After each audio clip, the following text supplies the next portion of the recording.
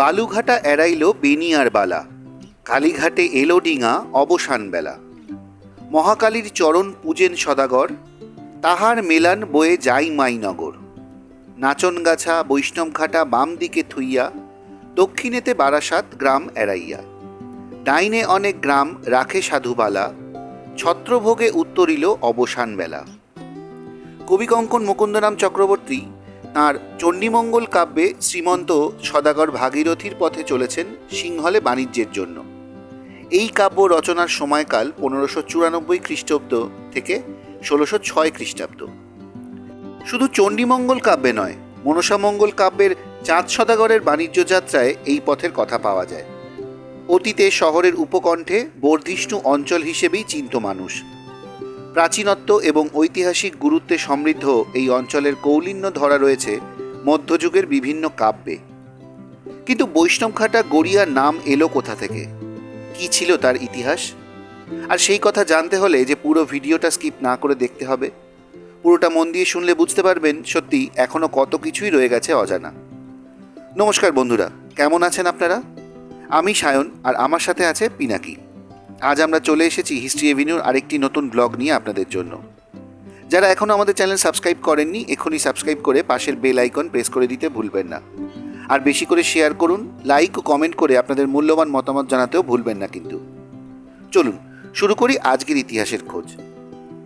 গঙ্গার প্রাচীন প্রবাহ কালীঘাট দিয়ে পূর্ব দক্ষিণ অভিমুখে বৈষ্ণবঘাটা, গড়িয়া, রাজপুর, সোনারপুর, হরিনাবি, কোদালিয়া, চাংরিপোতা, মালঞ্চ, মাহিনগর, শাসন, বারুইপুর, ময়দা, দক্ষিণ বারাসাত, জয়নগর, মজিলপুর প্রভৃতি অঞ্চল দিয়ে বঙ্গোপসাগরে মিলিত হতো। সাগর অভিমুখী গঙ্গা প্রবাহ পথের এই গ্রামগুলি ধর্মার্থীদের কাছে পবিত্র ছিল এবং সেজন্য দাক্ষিণাত্য বৈদিক ব্রাহ্মণরা এখানে বহুকাল আগে থেকে বসবাস শুরু করেছিলেন। প্রসঙ্গত বলে রাখি, বোড়াল, মাহিনগর, মহামায়াতলা, বারুইপুর নিয়ে আমাদের ব্লগ আছে। ডেসক্রিপশন বক্সে লিংক দেওয়া আছে, চাইলে আপনারা দেখে নিতে পারেন। গড়িয়া একার্থে ঐতিহাসিক স্থানই। গড়িয়ার ডানা বিছানো রয়েছে বৈষ্ণবঘাটা পাটুলি জুড়ে। মজে যাওয়া আদিগঙ্গার তীরে গড়িয়া। জরাজীর্ণ যে গড়িয়া খাল, সেটাই আদিগঙ্গার হারানো স্রোতের কিয়দংশ। আজকাল অবশ্য তাকে দেখলে সে কথা কল্পনাতেও আসে না। গড়িয়া নামটির সঙ্গে জুড়ে আছে শ্রী গৌরাঙ্গের স্মৃতি। 1510 সালে শ্রী চৈতন্যদেব শান্তিপুর থেকে রওনা দিয়েছিলেন নীলাচলের পথে। তাঁর যাত্রাপথ ছিল আদিগঙ্গার তীর ধরে। গড়িয়া রথতলার ঘাটে নোঙর করেছিল তাঁর নৌকো। শোনা যায়, গড়িয়ায় পদ্মশ্রী সিনেমা হলের কাছে বর্তমানে যে আশাপূর্ণা দেবী সাঁতার প্রশিক্ষণের যে বিশাল পুকুর, যেটি গড়িয়া পুকুর নামেই পরিচিত, তার পাড়েই তাঁবু পড়েছিল শ্রী চৈতন্যের। সেখানে গ্রামের ভিতর দিয়ে রথতলায় এসে নদীতে স্নান সেরেছিলেন তিনি। রথতলার কাছে নদী তীরেই বর্তমানে যেখানে গড়িয়া 6 নম্বর বাসস্ট্যান্ড, সেখানে ছিল এক মহাশ্মশান। সেটি আদিগঙ্গার অপর পারের বর্তমান গড়িয়া মহাশ্মশানের মতোই প্রাচীন। অবশ্য কয়েক শতক আগেই এই মহাশ্মশানের অস্তিত্ব বিলুপ্ত হয়েছে। শ্রী চৈতন্য এবং ওনার সাথে বৈষ্ণবরা এই অঞ্চলে এসে বাস করার জন্য এই স্থানের নাম হয় বৈষ্ণবঘাটা। স্থানীয়দের বিশ্বাস, রথতলার মন্দিরে রাধাকৃষ্ণের যে মূর্তিটি, সেটি শ্রী চৈতন্যদেবের হাতেই প্রতিষ্ঠিত। পরবর্তীকালে ওখানকার জমিদার বর্তমান মন্দিরটি তৈরি করে দেন। প্রত্নতাত্ত্বিক উদ্দেশ্য নিয়ে বৈষ্ণবঘাটায় খনন কার্য আজ অবধি হয়নি। বৈষ্ণবঘাটা সর্বজন শ্রদ্ধেয় বিভিন্ন প্রাচীন মানুষের কাছ থেকে এবং যেটুকু ইতিহাস রচনা হয়েছে বা মঙ্গলকাব্যগুলিতে যা তথ্য পাওয়া যায়, তা থেকে জানতে পারা যায় বৈষ্ণবঘাটা বর্ধিষ্ণু গ্রাম ছিল। সেই গ্রামে বড় পুকুর ও কোটা পুকুর খননের সময় পোড়ামাটির বাসন, লোহার তৈরি জালের কাঠি, নৌকার ভাঙা গলুই, কিছু প্রাচীন তাম্রমুদ্রা পাওয়া গিয়েছিল। সেগুলো কোথাও সংরক্ষিত হয়েছে কিনা সেটাও জানতে পারা যায় না। আদিগঙ্গার প্রবাহপথে প্রায় সমান্তরাল একটি রাস্তা প্রাচীনকাল হতে ছিল, যার নাম দাড়ির জাঙ্গাল। পরবর্তী সময়ে অষ্টাদশ-ঊনবিংশ শতকেও কলকাতার দক্ষিণে এই জনপদ, বিশেষ করে বৈষ্ণবঘাটা, বোড়াল, রাজপুর, হরিনাবি, গোবিন্দপুর অঞ্চল শুধুমাত্র প্রাচীন শাস্ত্রচর্চা নয়, আধুনিক সভ্যতায় আলোকিত হয়ে ঊনবিংশ শতকের নবজাগরণে গুরুত্বপূর্ণ ভূমিকা পালন করেছে। রাজনারায়ণ বসু, পণ্ডিত শিবনাথ শাস্ত্রী, দ্বারকানাথ বিদ্যাভূষণ, রামনারায়ণ তর্করত্ন, ভরতচন্দ্র শিরোমণি প্রভৃতি বিশিষ্ট সংস্কৃতজ্ঞ পণ্ডিত ও সমাজ সংস্কারকের জন্ম গড়িয়া থেকে বোড়াল, লাঙলবেড়িয়া, কোদালিয়া, হরিনাবি, মালঞ্চ আদিগঙ্গার তীরে এই ভূখণ্ডটির মধ্যেই। সপ্তদশ অষ্টাদশ শতকের বৈষ্ণবঘাটা অঞ্চলে যে আধুনিক মানব বসতি শুরু হয়েছিল তারও প্রায় 400-500 বছর পূর্বে অর্থাৎ ত্রয়োদশ চতুর্দশ শতকে এখানে নদীকেন্দ্রিক জনবসতি ছিল। এ সকল অঞ্চলের প্রাচীন বসতির মধ্যে প্রধানত ছিল জেলে, চাষি, তাঁতি, কুমোর প্রভৃতি গ্রাম্য কারিগর সম্প্রদায়ের মানুষ।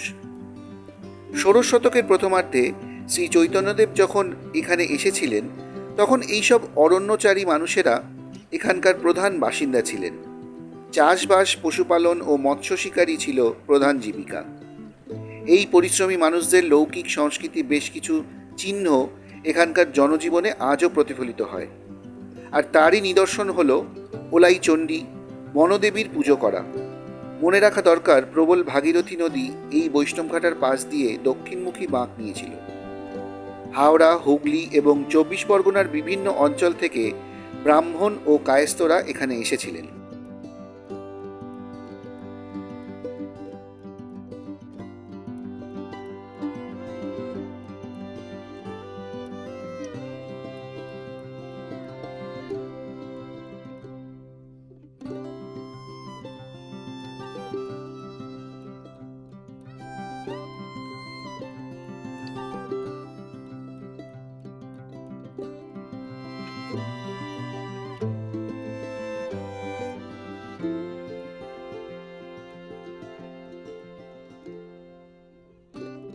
পূর্বেই বলেছি, বৈষ্ণবঘাটা একসময় সংস্কৃত চর্চার ক্ষেত্র ছিল।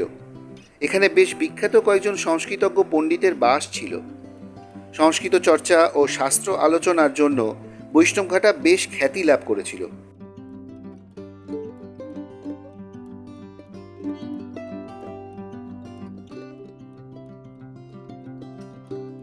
এইসব পণ্ডিত ব্যক্তিদের সঙ্গে আত্মীয়তা ও জ্ঞানচর্চার সূত্রে ঘনিষ্ঠ যোগাযোগ গড়ে উঠেছিল নবদ্বীপ, ভাটপাড়া, হালিশহর এবং দক্ষিণের নবদ্বীপ অর্থাৎ রাজপুর, হরিনাবি অঞ্চলের বিশিষ্ট পণ্ডিতদের সঙ্গে। বৈষ্ণবঘাটায় একসময় টোল স্থাপিত হয়েছিল সংস্কৃত মাধ্যমে শিক্ষাদানের জন্য। সামুদ্রিক প্লাবন, বিধ্বংসী ঝড়, ভূমির অবনমন এবং নদীর গতিপথ পরিবর্তন ইত্যাদি কারণে এই সকল জনবসতি ভিন্ন ভিন্ন সময়ে লুপ্ত হয়ে গেছে। দক্ষিণবঙ্গের এ সকল অঞ্চলে নরগোষ্ঠীগুলির বাস ছিল। প্রধানত ছিলেন অস্ট্রিক ও দ্রাবিড় গোষ্ঠীর লোক। কাওড়া, বাগদি, হাঁড়ি, ডোম, বাউরি প্রভৃতি সম্প্রদায়ের এদেরই বংশধর। বোড়াল থেকে শুরু করে বারুইপুরের কাছে আটঘরা বা আটিসারা পর্যন্ত আদিগঙ্গার তীরবর্তী যে অসংখ্য প্রত্নবস্তু আবিষ্কৃত হয়েছে তাতে নিঃসংকোচে বলা চলে মৌর্য, শুঙ্গ, গুপ্ত, পাল ও সেন যুগে এ সকল অঞ্চলে সমৃদ্ধ সভ্যতার অস্তিত্ব ছিল। মধ্যযুগেও এ সকল অঞ্চল শিল্পকলা, সাহিত্য, বাণিজ্যে সমৃদ্ধ ছিল। মঙ্গল কাব্যগুলি তার জাজ্বল্য প্রমাণ। 1175 খ্রিস্টাব্দে লক্ষণ সেনের তাম্র শাসনে এইসব গ্রামের বা জনপদের উল্লেখ মেলে। মুঘল সম্রাট আকবরের সচিব ছিলেন টোডরমল। সুবা বাংলার জরিপ করেছিলেন তিনি। ভাগীরথী নদীর পূর্ব তীর থেকে বঙ্গোপসাগর পর্যন্ত বিশাল এই অঞ্চলকে 24টি পরগনায় ভাগ করেছিলেন টোডরমল। তৎকালীন পাটুলি বৈষ্ণবঘাটা মৌজা ছিল খাসপুর পরগনায়, আর মেদনমল্ল পরগনার অন্তর্গত ছিল গড়িয়া, মহামায়াপুর, কামালগাজী এই অঞ্চলগুলি। এইসব অঞ্চলে সেই সময় ও বৈষ্ণব প্রভাব এক সময় ভালোই কার্যকর ছিল। বৈষ্ণবঘাটা নামটিও তার সাক্ষ্য দেয়। বৈষ্ণবঘাটার আগে গ্রামটার নাম কি ছিল তার আগে জেনে নিই গড়িয়া নামকরণের ইতিহাস।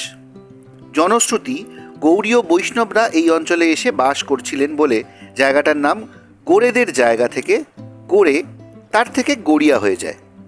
এর পিছনের কারণ হিসেবে হচ্ছে কিছুটা শ্লেষাত্মক বা তাচ্ছিল্যের। চৈতন্যদেব যখন গঙ্গার এই পারে এসে নৌকো ভেড়ান তখন গঙ্গার অন্য দুই দিকে বোড়াল ও মহামায়াপুর ছিল শাক্ত ও শৈব অধ্যুষিত অঞ্চল। ষোড়শ শতকের বাংলায় শাক্ত ও শৈবদের সাথে বৈষ্ণবদের বিভেদ ছিল। গড়িয়া নামের অন্য এক উৎস অবশ্য কেউ কেউ দিয়ে থাকেন। একসময় সুন্দরবন নাকি বিস্তৃত ছিল একেবারে শিয়ালদা পর্যন্ত। তো ম্যানগ্রোভ জাতীয় উদ্ভিদ গড়িয়ার আধিক্য ছিল এই অঞ্চল জুড়ে। তা থেকেই নাকি গড়িয়া শব্দের উৎপত্তি। দ্বিতীয় মতটি ঐতিহাসিকদের কাছে বেশি গ্রহণযোগ্যতা পেয়েছে। বৈষ্ণবঘাটা নামটির সাথে জুড়ে রয়েছে পাটুলি গ্রামের নাম। অনেকের মতে এই জায়গার আসল নাম ছিল পাটুলি, আবার ভিন্ন মতও পাওয়া যায়। গড়িয়া এবং পাটুলি এই দুটি গ্রামের কিছু অংশ বৈষ্ণবঘাটা বলে পরিচিতি পায়, এবং সেটা চৈতন্যদেবের এখানে এসে থাকার কারণে। পাটুলি নামটির উৎস হিসেবেও কতগুলো মত পাওয়া গেছে। একটি মতে এই গ্রামে পাট চাষের আধিক্য থেকে পাটুলি, আবার অন্য একটি মতে পাটালি গুড়ের জন্য এই গ্রামের নাম পাটুলি। পাটতুলি থেকে পাটুলি শব্দটা আসা অসম্ভব নয়। আবার গৌড়বঙ্গের দক্ষিণে গুড়ের নামে গ্রামের নাম হওয়ার যৌক্তিকতা বেশি বলে মনে করেন বহু ঐতিহাসিক ও ভাষাতত্ত্ববিদেরা। নগরায়নে চিরতরে হারিয়ে গেছে গুড়িয়া গাছ, পাট চাষ, এমনকি পাটালি গুড়ও এ অঞ্চলে আর হয় বলে মনে হয় না। তবুও ইতিহাস কথা বলে। আমাদের আজকের ব্লগটি আপনাদের কেমন লাগলো কমেন্ট করে জানাবেন।